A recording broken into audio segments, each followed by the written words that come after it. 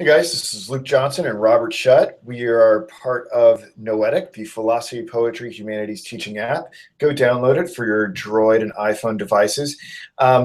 Today we're doing something for the second time. Robert is going to be the primary instructor of this lesson on Soren Kierkegaard's fourth discourse in the 4 upbuilding discourses within the 18 upbuilding discourses. On Thursday, I'll be leading the discussion on the first discourse in the 2 upbuilding discourses from 1844. But by and large, this is going to be Robert's session to run. I'll probably interject when Robert has a specific thing that maybe he wants some clarification on, or if I have some questions that I think are relevant. But other than that, it's going to be mostly Robert. So Robert, take it away. Yeah, hi. We are going to do the 4th discourse today. The name of it is To Gain One's Soul in Patience, and it's taken from Luke 21, verse 19. From the King James Version, it says, "In your patience you will gain your souls." In order to begin, I thought it best that since we're going to talk about patience, that we should probably understand what the word actually means, derived from the actual Greek scriptures. Now, we know that Kierkegaard was able to quote in Greek, and I believe he also quoted in Latin, so he had a knowledge of both Greek and Latin. So he would understand the idea of what patience means in Greek, the particular word chosen here. Many of us think of patience as something very passive, just I'm waiting for something patiently. But I think it's important that, well, like an example would be a person who goes fishing might be said to, it requires a lot of patience to be a fisherman. You just sit there, you bait the hook, and you wait for the fish to bite. But this isn't really the meaning of patience in this context, in Kierkegaard, in Luke, or even in James, as we'll discuss later on down the road here. The word in Greek is hupomene, and it means patience in the sense of endurance. It's to pursue or to continue to pursue something in the face of difficulties, much like we would understand the patience of Job. It wasn't that Job just sat around and waited for something, but he had to wade through a whole lot of despair, a whole lot of difficulties in order to continue in his faith. So we want to try to think of patience in that sense of Job's patience here. So another thing is we want to understand this quotation that he lifts out here. This is a very small quotation, and he talks about 2 very difficult subjects, patience and the soul.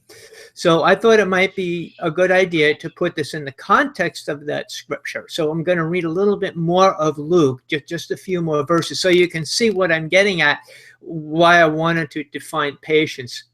So I'm going to go Luke 21, 16 through 19. "And ye shall be betrayed both by parents and brethren and kinsfolks and friends, and some of you shall they cause to be put to death.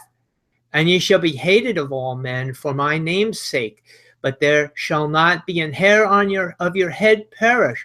In your patience possess ye your souls."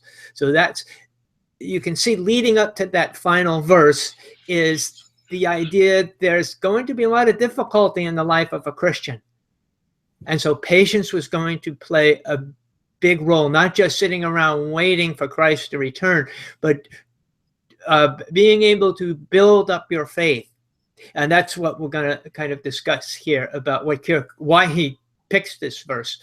So now we can get a better idea of this idea of pursuing our faith in the face of difficulties.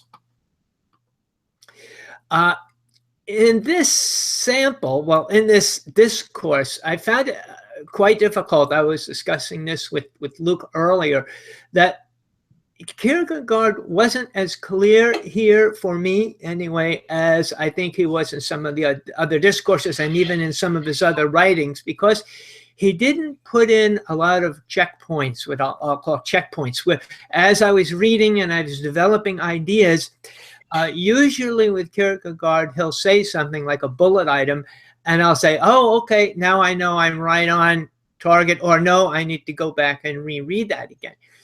with this discourse, I found it difficult because he didn't really give me those bullet items that I could check myself against to see where I'm going. And so this discourse was a little more difficult for me.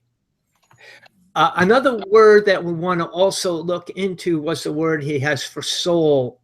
And in Greek, the word is psyche, from which we transliterate into psyche.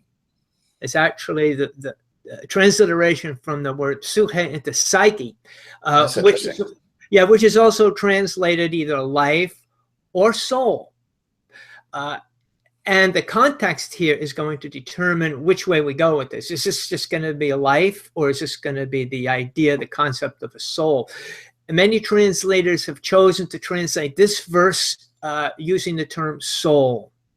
But that really doesn't help us to understand what a soul is simply because they use the word.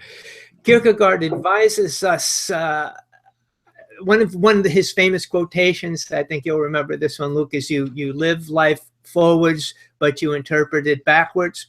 That's kind of how I had to read this discourse.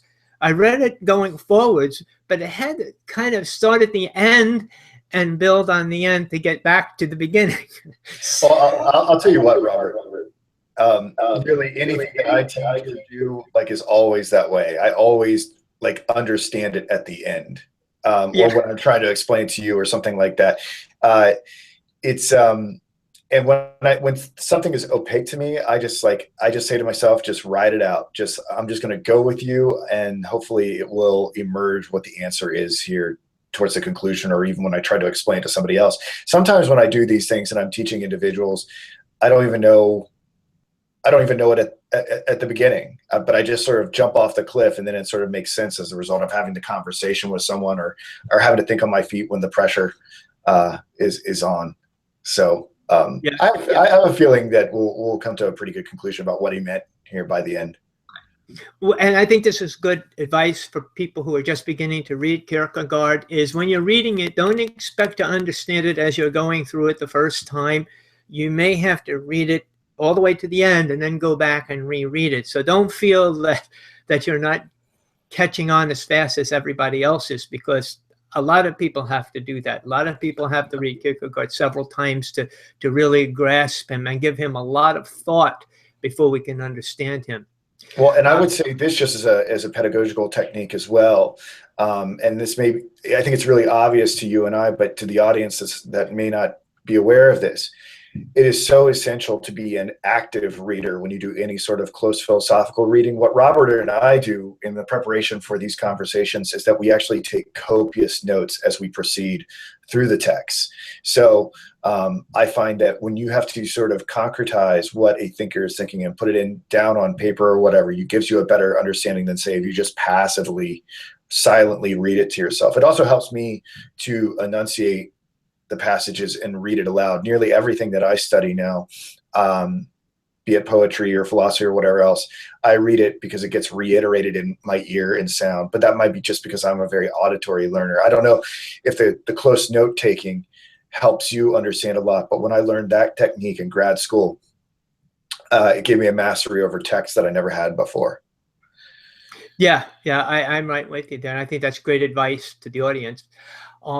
Kierkegaard talks about the soul a lot here.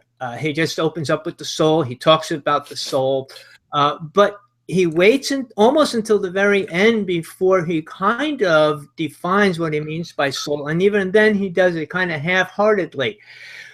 But we have to remember that this is a discourse. Okay, this isn't his normal philosophical writing. This is a discourse, which is similar to a sermon. And so you read it and you kind of listen to it as you read it, as you would a sermon. It's not going to give you all the answers, but it's hopefully going to whet your appetite to further investigate the ideas. So we can't look at these discourses, I think, as something complete in itself. So both Luke and I, we have a background in Kierkegaard. So I I lean on that heavily sometimes as I read these discourses. I have to go back to understand, how did he mean the word patience and soul in some of his other writings, and then see if that fits these writings. So, we could say something, Luke? I was kind of interested, maybe. I was kind of interested in, I don't know if you can think about what you were like before you prepared this lesson for today, but, and maybe it's preempting you a little bit, but, you know, it's not like Kierkegaard writes extensively on the soul. You know, Kierkegaard writes very extensively on the self, which I would not equate with the soul. And maybe that's wrong to do that, but I'm just kind of curious what your understanding of the soul was before you read this, and if it changed as a result of preparing today's lesson. I would have to say I had a different understanding of the soul prior to reading Kierkegaard. When I started to read Kierkegaard, all his writings kind of played a role in changing my idea of the soul, because I was always very interested in that subject. Yes. So I kind of drew out maybe things from Kierkegaard that other people might not have drawn out. Even if he didn't specifically use the word soul, I kind of knew what, or at least I thought I knew what he was writing about. And so that I'm putting into this dissertation here as to what I think of it and what he thinks of it, and I'm going to see if it matches up. Yeah, I think it's so interesting. The soul is something that preoccupies a lot of philosophers, but Kierkegaard doesn't think about the soul in the same way, or maybe he does. But you know, I think a lot of individuals are very concerned about the immortality of the soul, preserving our soul through, you know, philosophical discourse. But I think Kierkegaard might think that that's more of a, and maybe it's erroneous to say this, but that the soul might be more of some sort of capacity, might be some sort of fragment of something else divine or eternal, but it's not necessarily who Luke or Robert is. Whereas I think a lot of other thinkers will talk about the soul as being the absolutely essential part of who we are. I don't want to say much more than that, because I think we can have a really interesting discussion about that difference at the end. But that's in general, that's sort of the tension that I notice in Kierkegaard's work in comparison to, say, like, I don't know, Augustine or Descartes. Yeah, I think that one of the differences is that many of the philosophers, if there were one side or the other where you have the objective understanding of it and the subjective understanding of it, I think many of them would fall on the objective understanding of a soul as something. And then we have Kierkegaard and maybe a few others that I'm not familiar with are on the other side, where no, it's more subjective. And I think by the end of this, we'll at least have drawn out some of why I think it was more subjective. So I kind of have a caveat here in my notes that I wanted to mention to the listeners here, is that this is my interpretation of this discourse. And I have to take full responsibility of any failure that I have to understand it, and that's perfectly fine. But this is the way I make sense of this work. Okay, and I had to fight my way through this one to make sense of it. But I think that this discourse is wide open to other interpretations as well. So if other people read it and come up with a completely different understanding, I don't want to make anybody feel like this is the only way to understand it. There are other ways to understand it other than mine here. So, you know, feel free to experiment with different ideas on soul and patience. And you can use this as a springboard, you know, to either agree or disagree. And that's perfectly fine. And if you do give us some feedback on it, I would really like some feedback on other people's ideas. So Kierkegaard begins his work here, to get right into the work, he opens it up by describing patience as a poor bird, not one kind of bird who parades itself around before others. And then he also likens it to a soft breeze with a quiet spirit. So he kind of opens up with that idea. And it made me think, I don't know about you, but it made me think about the references to the Holy Spirit. We have the Holy Spirit as a gentle dove. And also Jesus speaks about it as the breeze that from where it comes, we don't know, and where it goes, we don't know.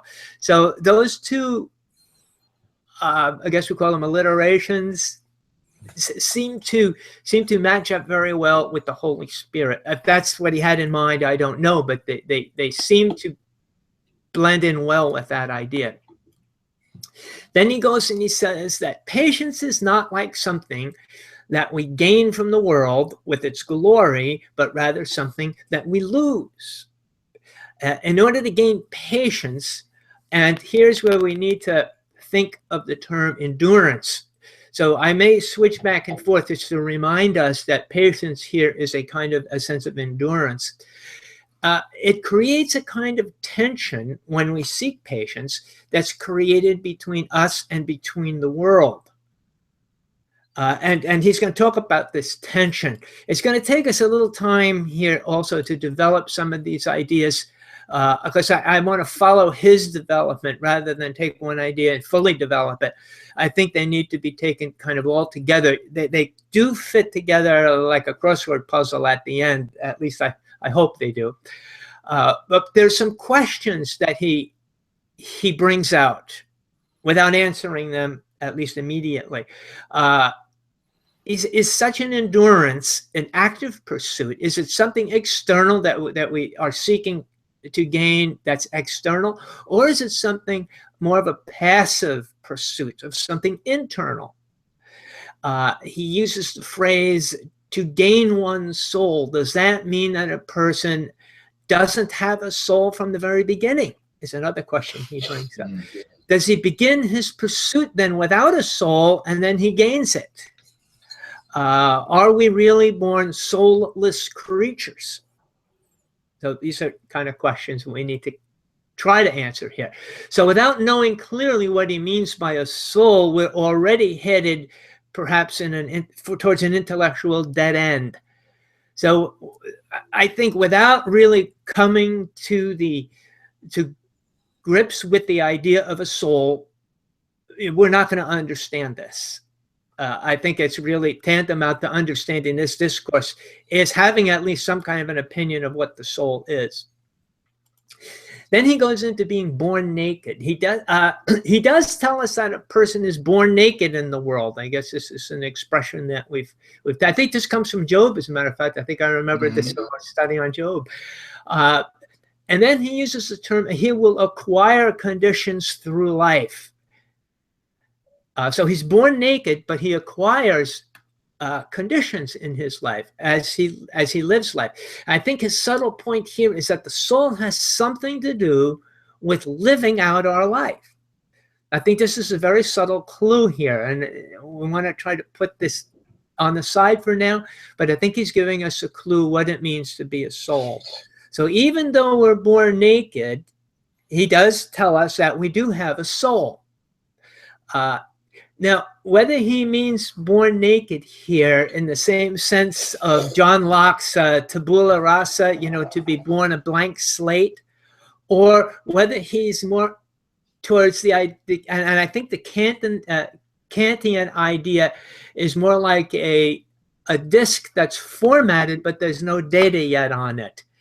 And I apologize to all the Kantians if that oversimplifies philosophy there.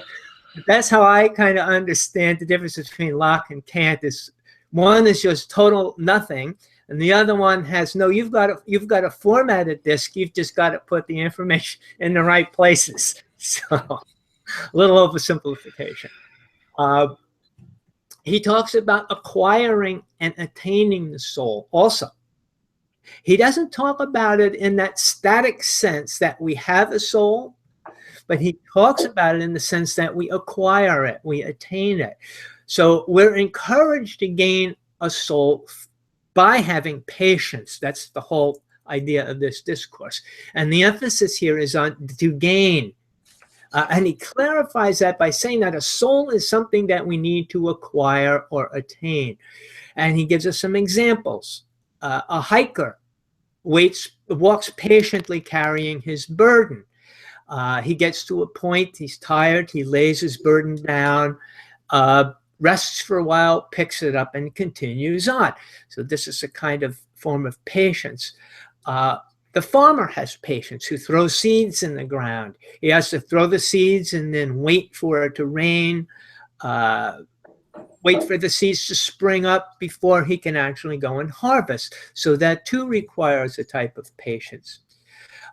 And another example, and he gives more examples than I'm giving here, but I just selected a few. He gives a salesman as a kind of an example where he has his wares, but he has to wait for the customer to come into the store in order to sell his merchandise. So what I get from that is that most of us experience the need for patience in our lives somewhere along the road, whether it's professionally or spiritually. We experience this idea of the need for patience. But again, we want to maintain the idea of not just waiting, but waiting with endurance. We have to endure through this waiting period. Then he goes on to tell us that patience begets patience. It's patience that brings about patience. We have to allow ourselves to be formed while we're experiencing patience. It's part of the process of formation. It's not a formation of us that takes place in a lab or in some kind of a vacuum, but through life's experiences. And I think this is very existential, very Kierkegaardian here. We have to live life, not study life, I think was one of his ways of looking at it. They're experiences of being and not experiences of theory. You know, we can theorize the soul all we want, but that's not becoming a soul. We have to live life in order to become a soul, to make those experiences meaningful. Now, patience is that goal also that we never seem to reach. We never say, okay, I'm patient enough now. I've made it. I've got the goal. It's something that always seems to be beyond our reach. So he gives us that perspective on it.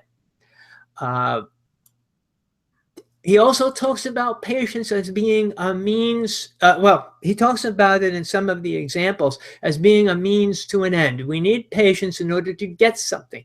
We need patience in order to make that journey as the hiker, to get to our destination. We need patience as a fisherman to catch the fish. That's our goal. Or we need patience as the salesperson in order to make the sale. Once we make that sale, we can kind of set aside patience for a while. But that's not the way he's kind of delivering the idea of patience. So what then is the goal that he's encouraging us to have? And the goal is the self, to become a self. That's the goal that he's telling us, that patience will, the reward for patience is you will become a self. You will become a person, a soul. And that's really all we have in this world. That's the most important thing to Kierkegaard, I think, is to become the individual, the person. So he's focusing on this goal. He's telling us that this is not an external goal, and it's not a temporal goal, but it's one that is both internal and eternal, the soul. So he is giving us little definitions here, little pieces of this as he's going through. So he's telling us here to seek to be a soul. Page 162. Hopefully this will support it here. He says, the eternal, 162. But if a person possesses a soul, he certainly does not need to gain it. And if he does not possess it, how then can he gain it? Since the soul itself is the ultimate condition that is presupposed in every acquiring. So he presumes that we begin with the soul. It's not something that we get from nothingness to a soul, but we already have a soul It's just that we need to gain it. We need to develop it, to increase it. This is kind of just one of those little clues that he gives us. Since our goal is internal rather than external, it's not temporal as well. How then can we possess it and gain it simultaneously? This is one of the questions he tries to resolve. How do you get something and gain it at the same time, simultaneously? So page 163, he gives us kind of this riddle that it really requires reading it numerous times to get any grasp of it. The eternal is not either a something possessed or a something gained, but is only a something possessed that cannot be gained any more than it can be lost. Then this self-contradiction must be sought, if anywhere, in the internal. But the internal is, after all, in its most universal expression, the soul. So here he gives us a little inclination. What is the soul? It's that eternal and internal thing that we're seeking after. And it's kind of presented as a riddle here. He's telling us that the quality of something eternal is different than the quality of something temporal. So we can't confuse the soul with something temporal and external, with the idea of the soul as being internal and eternal. And he's guiding us into that idea that the soul is something internal. He goes, again, he gives us a little bit more about the soul on page 163. It is the soul, it is in the soul then that we must seek what we set out to find in connection with these words to gain one's soul. The soul is the contradiction of the temporal and the eternal. And here, therefore, the same thing can be possessed and the same thing can be gained, and at the same time. Indeed, what is more, if the soul is this contradiction, it can be possessed only in such a way that it is gained, and gained in such a way that it is possessed. Again, he's giving us this riddle. So we have to see if we can unwind it a little bit, and I'll give it a shot. What I get from this is that we're speaking of something dynamic. We're not speaking of something objective, something that has a life, or at least it is related to life. We're not speaking of the soul as one might think of an object as it's usually taught in most Sunday schools. I think most of us get this idea that the soul is something inside us, something that keeps track of our sins. You know, the Roman Catholic version, every time you sin, you get a dark spot on your soul. That's how they taught me in Sunday school. But Kierkegaard is nothing like that at all here. He's got a whole different take on it.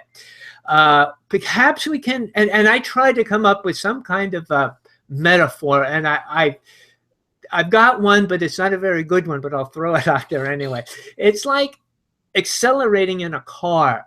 As long as we keep our foot on the accelerator, the car goes faster at a particular rate. But if we take our foot off the accelerator, it slows down, perhaps to a stop.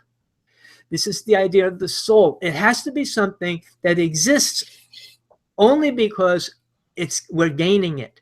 The minute we stop gaining it, then we start to lose it. And he'll take this idea a little bit further as we go. So he goes back, he resurrects the idea of being naked again here. Back to the person who becomes naked, born naked into the world. He still has a soul, but he must also gain it. It's something that is possessed and at the same time gained, kind of like the idea of speed in a car. The only way in which we can safeguard our possession of our soul is by the continued gaining of it. So this is kind of tying patience back into it again. Now, how do we gain the soul? Through patience. So as one stops gaining the soul, he is instead gaining the world. So he kind of plays these two contradictory themes against one another. You're either gaining the world or you're gaining your soul. And I thought, well, why? Why are they antagonistic? And the reason is now once you stop gaining your soul, you begin to assimilate yourself into the world, and the world begins to assimilate itself into you. You become part of the world, and the world becomes part of you, because you're no longer gaining your individuality, gaining your personhood. And by that, we lose all sense of our individuality. And Kierkegaard was pretty big on this, about not getting so involved in the world that you lose yourself. He talks about the world being possessed by somebody, and yet he's also possessed by the world. So it kind of plays two ways. You gain your soul, you keep your soul by gaining it, but you also become assimilated into the world by gaining the world. So the two play together. And this is definitely a dynamic relationship that he's after with his idea of soul. So in order to possess the world, one must seek after the world. And if I seek after the world, I'm no longer seeking after my patience or soul or true self. So my eyes are no longer on the eternal, but they're on the temporal. They're on the external. And I become absorbed into the world because I become absorbed into its affairs rather than the affairs of patience, which is the means of becoming a soul. So we begin to kind of relate this dynamic relationship of a soul and patience antagonistically against the world and seeking after the things of the world. And that does not bring us true patience, because the world is antagonistic towards patience. It's the opposite of patience. It tells us not to be patient. Here it is. You want it now. You want all of it, and you want it now. That's what the world tells us. But patience says, no, I don't need it now, and I don't need all of it. I need my daily bread, and that's sufficient. What happens with the world is my soul no longer becomes unique to me, but it's now become an object of manipulation by the worldly concerns. In other words, I give my soul over to the very power that is in tension with patience. But through patience, he tells us we can conquer the world, or conquer worldly things. It's a little different, I guess. So then he goes on to give us a little bit more about the tension. And this I find very interesting, because Kierkegaard likes to talk about tension. So he always plots one thing against the other in this antagonistic relationship, this dynamic duo always. If a person seeks the world, a tension is created between himself. The world wants to direct him in one way, but he feels a tension to go in another direction. So this tension creates almost a state of panic. How do I relieve this tension in me? Well, one way is simply to yield yourself to the world. Say, well, forget about patience. I'll just throw myself into the world. And now you lose that sense of the tension. But if you want to be a self, then the world has other ideas of the role that it wants you to play, and therefore the tension becomes stronger. So the more you want to be a self, the more tension you have to learn to live with, because of this antagonistic dynamic. So if, on the other hand, I'm sorry, we have to focus on patience again. He brings us back to patience as being a sense of endurance. If you're a child or an athlete even, you may already have a certain amount of endurance. But the more you begin to run, the more you get to that point where you're exhausted, and then you go just a little bit more, you build your endurance. And that's how an athlete builds his endurance, is he keeps bringing himself to that point of exhaustion and then goes a little bit more. And the child likewise, how does a child grow from only able to run a few steps to running throughout the house like a wild maniac? Well, he learns that because he keeps developing his endurance. I know my 7-year-old granddaughter, she can just run forever, I think. You certainly can't keep up with her because she's developed this sense of endurance. And so we want to relate patience. How do we learn patience?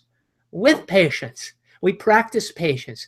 We take ourselves to the point where we say, I can't take it anymore, and go a little bit further. And that's how we learn patience, in the same way that we learn to run.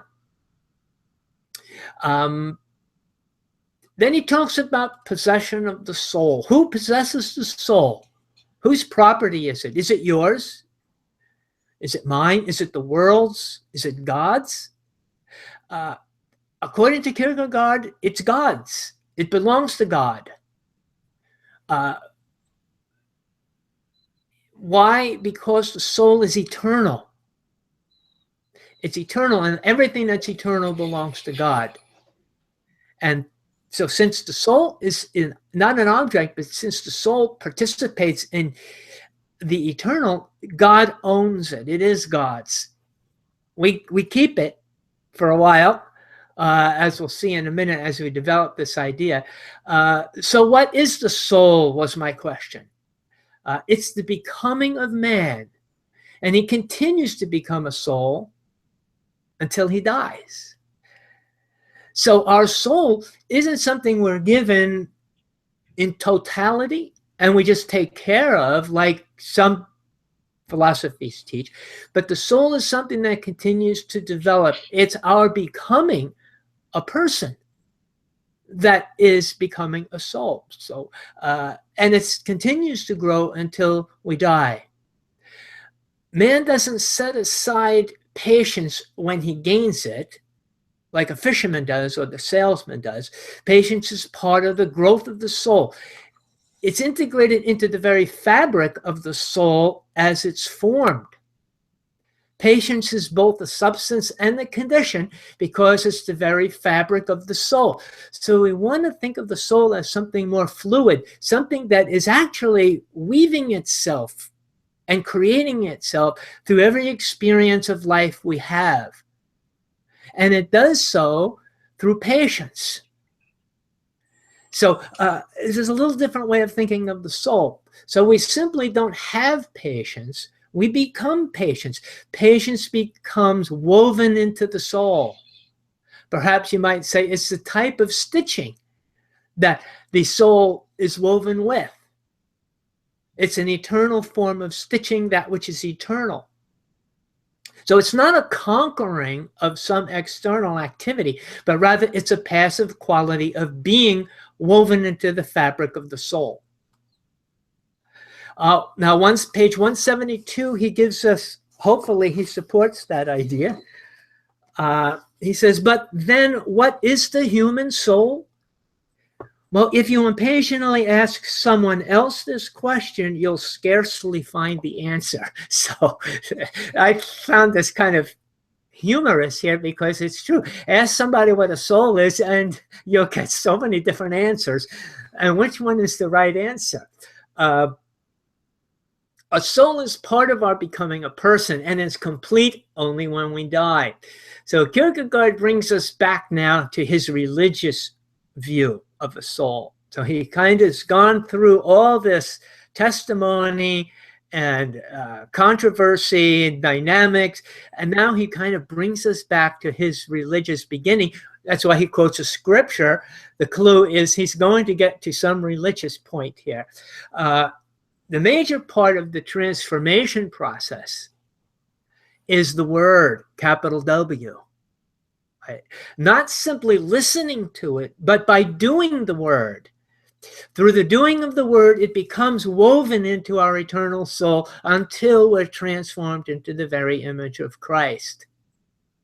So the word plays an extremely important part, not listening to it, but the experiences of doing the word actually create the soul in the way God wants it to be created, in the image of Christ. Page 173. That the one who hears the word properly is the one who does it.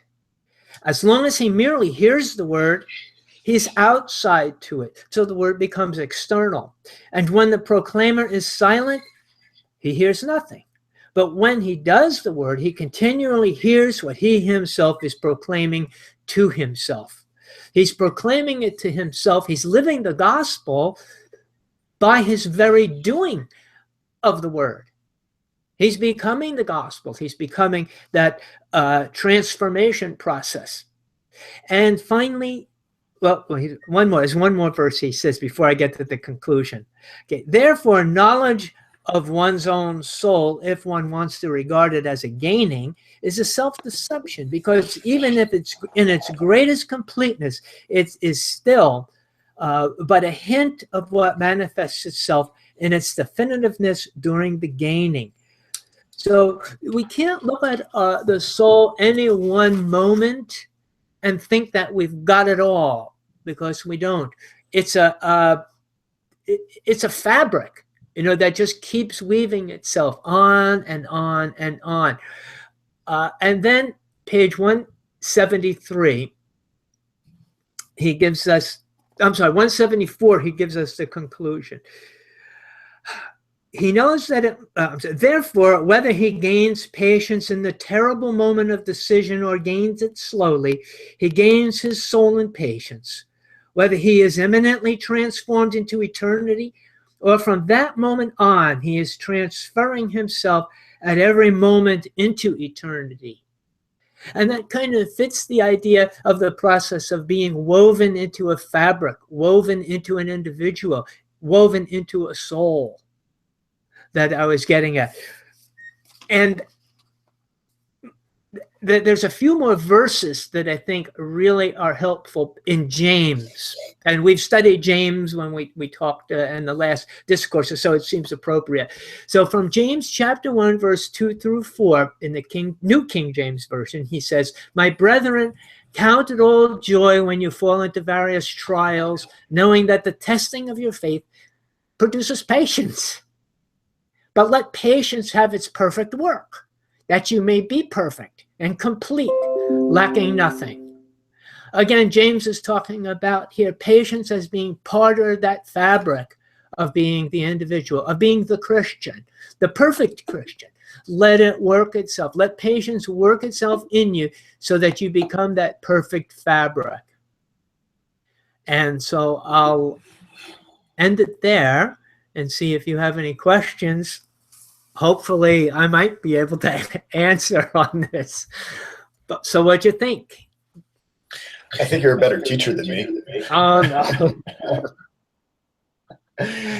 Yeah, no, that was really excellent. I think I love the way that you teach, because it does follow so sequentially. Something that you and I talk about off camera. I notice that you make a point to talk about how when we do equal preparation, that my interjections can sort of throw off the rhythm, and I can see that because the way you lecture is very polished. You have all the pieces sort of put together, whereas I'm sort of still figuring it out on live YouTube or live recording or whatever. So it's really expertly done. I think the thing, if I were listening to this and I were trying to sort of anticipate some sort of question to put to Kierkegaard, if there's an audience member out there who would want clarification on anything, and I think a lot will fall out of this, is that how can Kierkegaard maintain that the soul is simultaneously eternal and something that is subject to the realm of becoming? Typically, when we think about things that are eternal, we think about them being unchanging.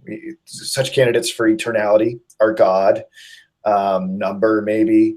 5 is always going to be 5. God is going to be God at all times. But we can see how this can be kind of problematic. So it seems like to me that I would be more tempted to think about the soul, and this is not right or wrong, but to make that tension not so tense.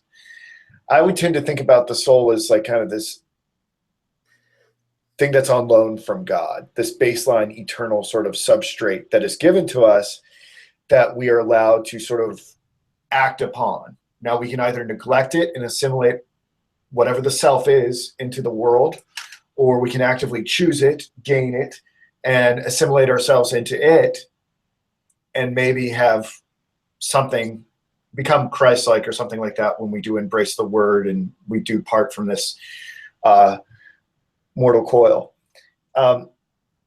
So I'm tempted to think about what Luke Johnson is as a self that is extricable from the soul, but that can also be woven into it.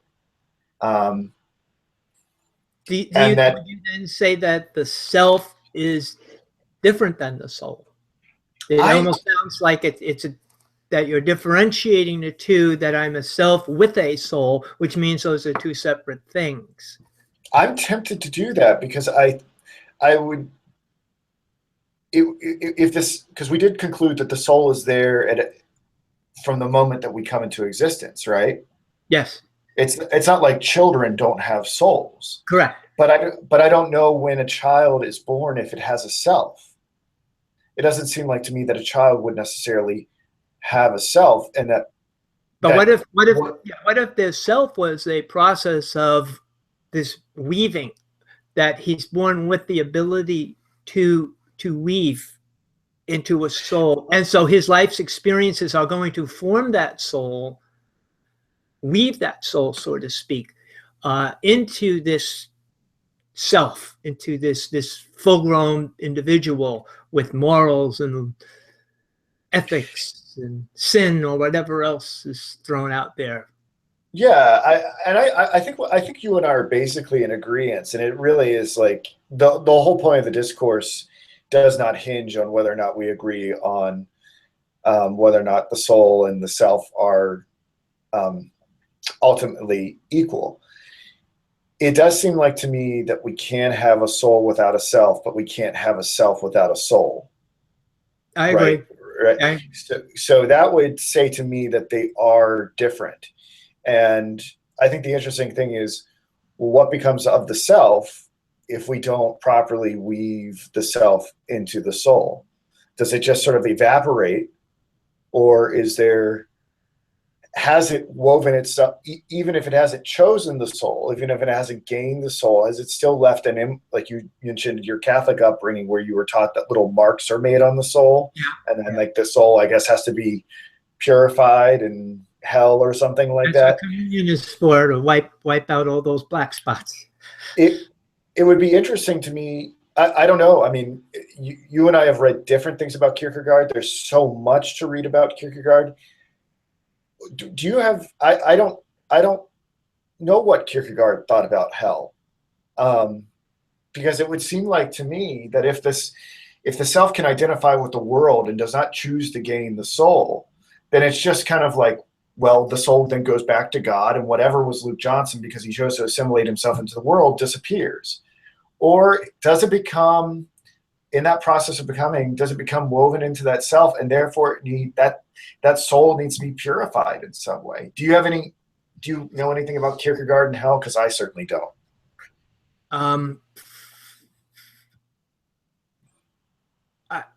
Not explicitly. I know he talks a lot about despair, and I think he talks along the lines of being cast out, being isolated. Those might be hints of how he feels about hell. The loneliness, as Jesus taught, cast out into the outer darkness. That seems a little bit Kierkegaardian there. So if I had to say anything, I would say that he probably sees it as being cast into outer darkness. Yeah. So in other words, perhaps in a sense, soulless might fit that. I really stretching far here to but then and that's why I tend to favor the idea that if that the self is totally predicated on the soul, that if you are sort of cast out from the soul, if you become separated from the soul, I don't think there's any talk about the self having any sort of continued existence after death. And whether that's what was spoken of when we go into outer darkness to go into total nothingness. That I don't know myself. Yeah. I mean, I haven't really defined hell to myself either yet. I know all the possibilities of what it might be. It might be, eternal damnation, eternal punishment, but that also might be eternal damnation in the sense of eternal nothingness, Right. not existing anymore. So I leave a lot of doors open when it comes to understanding hell. I haven't yet said, okay, I've got it now. I don't think Kierkegaard wants us to dwell on hell very much. I think he really wants us to worry about loving God and knowing God, because I think he felt like if we got too obsessed with hell, we're being incentivized incorrectly, and also then we might start saying, well, who goes there and who doesn't? Yeah, you're absolutely right. Yeah, I think that's not his job, and I don't really see that as my job either. Even in my Bible classes, I don't dwell on that. I leave it in the metaphorical state, the state that Jesus teaches it in, and kind of let that create the idea. I also think that the other thing that I would say, that I like the way that Kierkegaard speaks about the soul as something that can be gained or lost, and maybe thinking of, and though he doesn't explicitly say it here in this text, that the self is separable from the soul. I think it makes some biomedical ethical questions a little bit easier to deal with. For instance, if I were to experience a catastrophic brain event, right, and I would lose this capacity, I say I had a stroke or something like that, and I would lose this capacity to engage in philosophical discourse or try to be this example of the good, or to try to know God on some level, and I was kind of reduced to a more childlike state, or whatever it's like to have some sort of minimally conscious state. You could still say that my soul is still there, even though maybe Luke, what we thought was Luke. What I see happening is you're equating the soul kind of as an indwelling in the body. What if I expand that idea a little bit more and say your soul is actually what you're creating here is not something physically soul or tied to the physicality of soul, but rather you're creating a memory in God.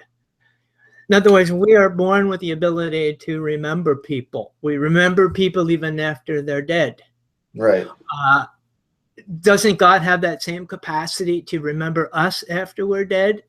And that you say, well, the soul isn't eternal, but it is if it's in the memory of God.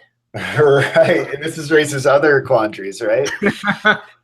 Because presumably God and his eternality, everything's an eternal moment to him. There's going to be what Luke and Robert are is known at the outset, right? Even if we die or become brain dead, God still remembers who we were. And even in the Old Testament, it talks about that. God, remember me, after I die, don't forget me. The idea that God does remember us, and he has the option. He can, I guess, forget us if he wants to, but or presumably foreknows us, right? Like, I mean, there's some talk. I mean, obviously, with all the talk about prophecy in the Bible, there is sort of a Messiah figure that is foreknown, and that God knows everything that unfolds in the future. I think it's kind of interesting just to reference people back if they're interested, because Jordan and I we broke down Augustine's on free choice of the will, and we're really not equipped with what Kierkegaard has provided here for us to address a lot of these discussion questions that we're batting about. But if people are interested in it, Augustine takes up a lot of these issues, and he actually speaks of divine foreknowledge as a form of future remembering, and that humans can only remember, but God can remember in both directions. And that if we think of foreknowledge as a form of memory, and we don't think that memory predetermines anything, we don't need to be really worried about predestination, which, you know, is an issue we're brushing up against here. So if anyone's interested in that, I highly recommend checking out our seminar. That is interesting. That is interesting. Yeah, that was one of the big takeaways for me, where I was like, wow, that's a mind-blowing idea from someone who lived 1,500 years ago. So yeah, but yeah, I think a lot of my questions are, we don't necessarily have to have it resolved. I typically tend to think of whatever the self is for Kierkegaard as kind of being triadic in nature, that it's got this eternal soul or psyche or whatever it is, that's got embodiment, and then like the self is how we choose to actualize the eternal ethico-religious ideas that are perhaps on that disk space within our embodiment, and how we kind of bring that entity into existence via our will, a spirited willing. But do you think though? Do you think that the most important thing here is that Kierkegaard isn't really trying to necessarily define the soul for us to say, okay, what do we put in the dictionary under soul? But rather, what he's trying to do here is inspire us to live the life, to live by the word, inspire us. That's what this discourse is, that quasi sermon. You know, sermons aren't there to hopefully give us definitions of things. They're there to inspire the listener. And I think that's what I want people to take away from this. I mean, they might be interested in soul, and that's perfectly fine, but I don't want them to drift away and say, okay, now how does he define a soul? That's not what he's trying to do. He's trying to listen to what I'm trying to tell you, become a living soul. This is, you know, you have to do it through patience. You have to seek after it and so forth. So would you say that that's really what he's trying to give us here? Yeah, I think any of the sort of conversation that we're having right now, these discussion questions that I brought up are a distraction from what he's really after. I would say you accurately represented the true substance of the text. You know, he's not trying to create a Stanford Encyclopedia entry. Oh no, that's okay. That's what we do here afterwards. Yeah. Well, that was really the only thing that I had. I just maybe not so much try to answer it, but maybe people will take that with them as they ponder Kierkegaard in greater depth, or any philosopher for that matter. Good. Okay. All right, Robert, is there anything else you'd like to say in closing before I end the broadcast? No.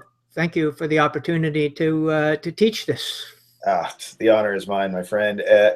Everyone download the Noetic app. It's on the App Store, Google Play for your Droid. And we'll be back on Thursday with a discussion of the next discourse. And you guys can do a little side-by-side comparison and see how much better at this Robert is than I am. Oh. All right. Take care, Robert. Okay. Thank you.